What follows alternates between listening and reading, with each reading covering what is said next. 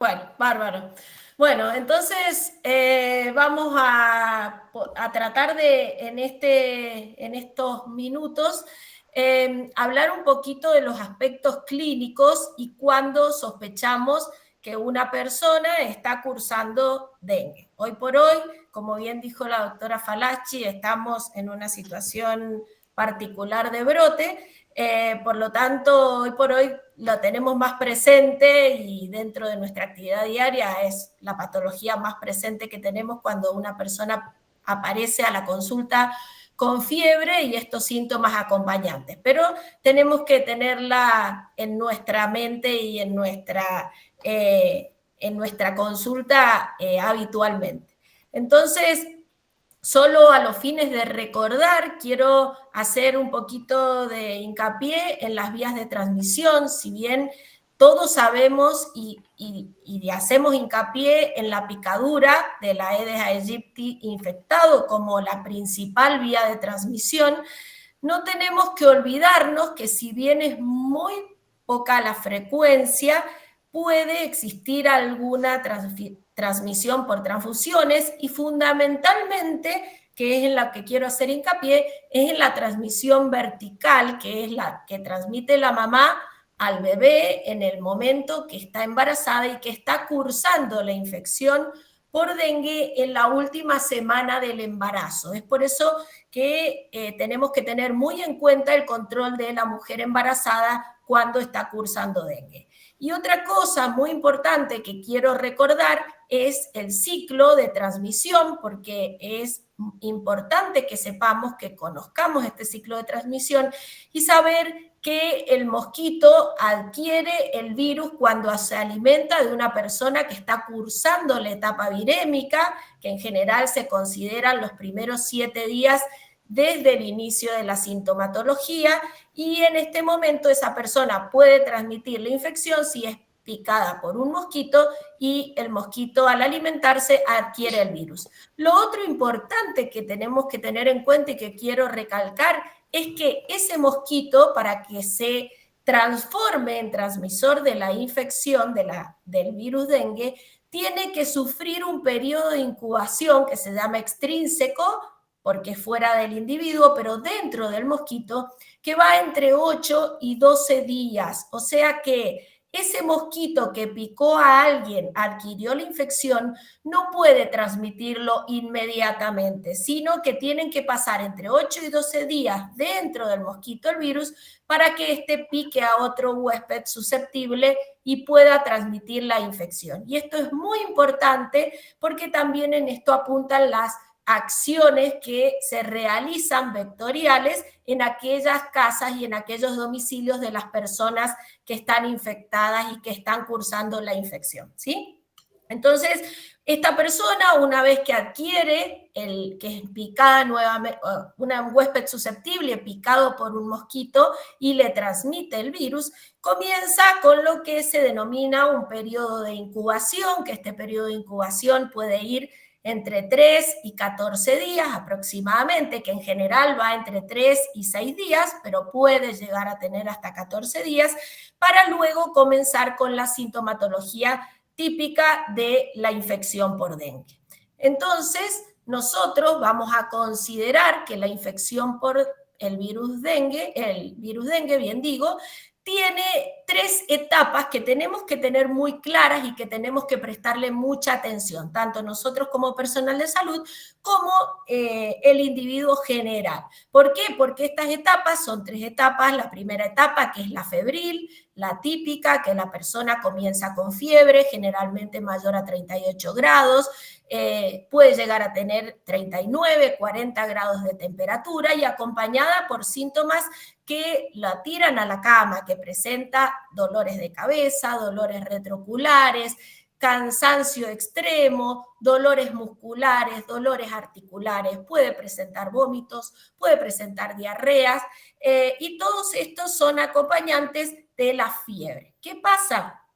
En este momento, la persona que está cursando esta etapa febril comienza a tener algunas manifestaciones y los eventos clínicos que puede llegar a presentar es fundamentalmente la deshidratación. Entonces, por la fisiopatología de esta enfermedad, se produce deshidratación y esto es muy importante porque es a donde nosotros tenemos que apuntar con las medidas de tratamiento. Pero ¿qué pasa? Luego de esta fase febril, que la podemos considerar que puede ir de 1 a 7 días, aparece lo que se denomina fase crítica y esto aparece cuando baja la temperatura. En general, cuando comienza a bajar la temperatura, habitualmente nosotros nos quedamos tranquilos y decimos, baja la fiebre, estamos mejor. Bueno, en dengue no pasa esto. En dengue, cuando baja la temperatura, es cuando más precauciones, más alerta y más atentos tenemos que estar, porque alrededor de 48, 72 horas luego del descenso de la temperatura es cuando puede aparecer la fase crítica y esta fase crítica se caracteriza fundamentalmente por una mayor deshidratación y pueden aparecer los signos típicos de alarma que ya los vamos a mencionar y esto en el caso que no se le preste la atención necesaria puede llegar a provocar el dengue grave con choque, hemorragias y daños orgánicos. Si la persona pasó esta fase crítica sin presentar signos de alarma o sin presentar un dengue grave, luego comienza la típica fase de recuperación. Entonces, es muy importante que nosotros tengamos en cuenta estas 3 fases que son las que caracterizan a esta enfermedad. La febril, que se caracteriza por la viremia, en este momento el virus generalmente circula en sangre y es cuando hay mayor riesgo que si es picado por mosquito se transmita la enfermedad.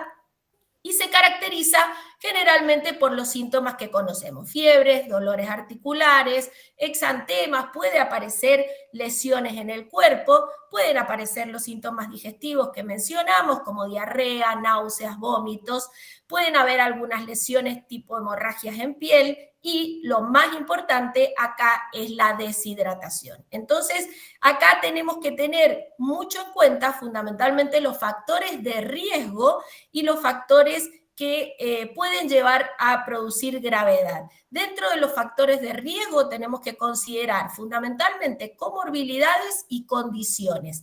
¿Cuáles son las comorbilidades? Pacientes inmunosuprimidos, diabetes, obesidad, hipertensión arterial, cardiopatías y algunas otras patologías de base que puede presentar el paciente y también algunas condiciones como por ejemplo el embarazo y los extremos de la vida que es donde hay que estar muy atentos. Luego de esto dijimos la fase crítica que puede durar entre 2 a 6 días, que se relaciona mucho con la defervescencia de la fiebre y comienzan a aparecer los signos de alarma típicos y dentro de las hemorragias pueden haber hemorragias de distintas localizaciones como hemorragia de tubo digestivo, sangrados urogenitales, algunas hemorragias que pueden considerarse leve, pero son hemorragias y son signos de alarma, como son las hemorragias gingivales o de encías, la hemorragia o los sangrados de nariz, y hay que tenerlos todos presentes. Y posteriormente, como dijimos, la fase de recuperación, que va más allá de los 7 días y comienzan a reabsorberse los líquidos que se perdieron desde el espacio vascular y comienza la recuperación lenta y progresiva de esa persona que ya pasó estas fases. ¿Qué es lo que se tuvo en cuenta cuando se hizo una clasificación revisada de dengue luego de distintas clasificaciones que hubieron? En el 2009, la Organización Panamericana de la Salud realiza una clasificación revisada que es la que hoy tenemos en cuenta y tenemos 3 grandes grupos. Dengue sin signos de alarma, que es el típico que todos conocemos, fiebre y 2 o más de los siguientes criterios: náuseas o vómitos, rash o lesiones en piel, cefalea o dolor de cabeza y dolor retrocular, mialgias, artralgias, disminución en el número de leucocitos o de glóbulos blancos si tenemos acceso a un laboratorio y por supuesto si vive o si viajó a un área endémica de dengue.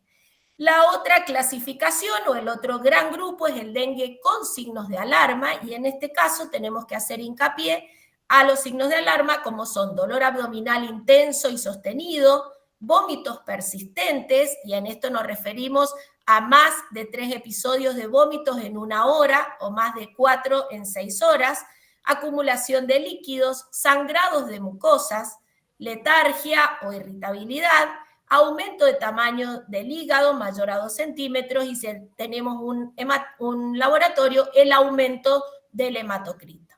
Y por último, el otro gran grupo, que es el dengue grave, y este se produce por escape significativo de plasma del espacio vascular, hemorragias graves y daño severo de órganos.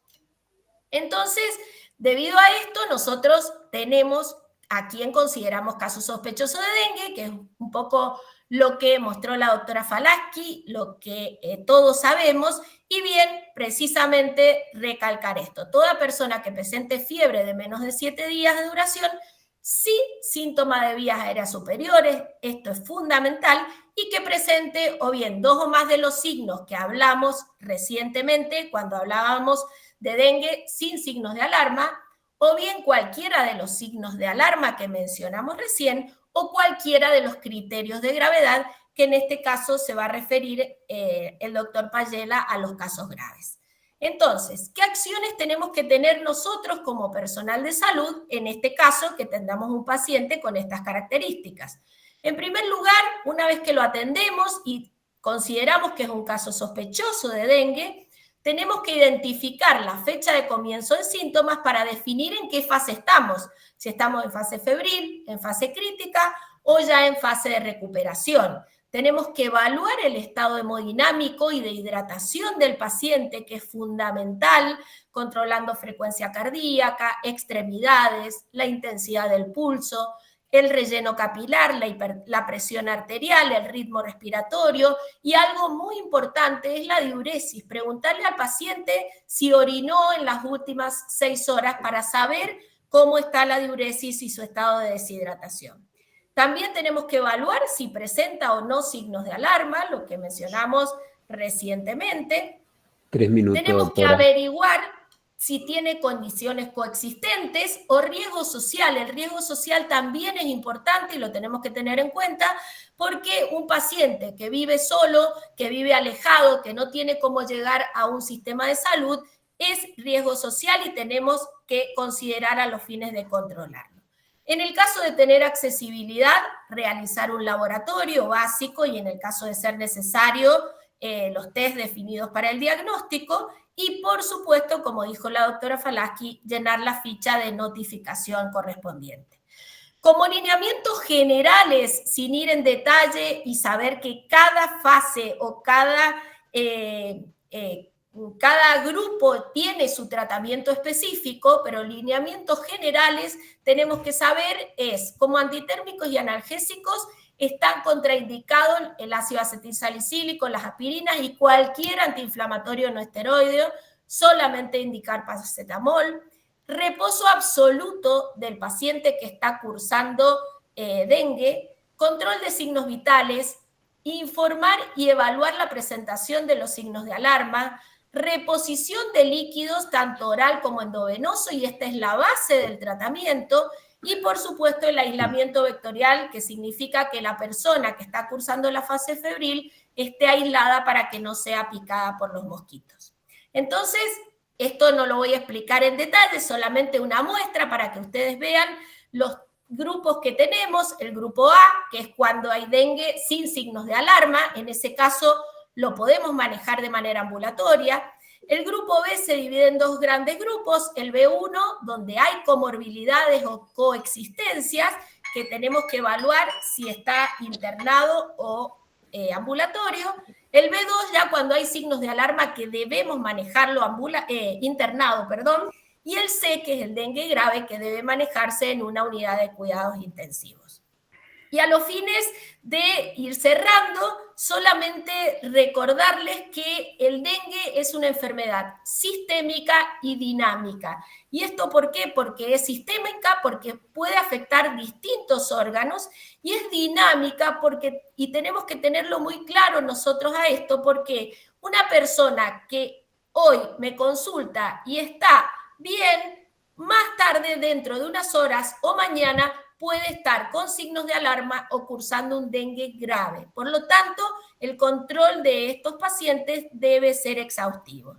Y por otro lado, tener muy en cuenta que todo paciente que cumple la definición de caso sospechoso de dengue debe manejarse como si el paciente tuviera dengue. No debemos esperar el resultado del laboratorio específico, en el caso que se hubiese realizado, dado que el manejo y el seguimiento de los pacientes es clínico. Y la espera de un resultado de laboratorio para manejar al paciente con protocolos de dengue puede aumentar la morbimortalidad de los mismos. Estamos en tiempo, doctora. Muchas gracias. Hemos terminado y lo que quede después será para las preguntas. Muchas gracias.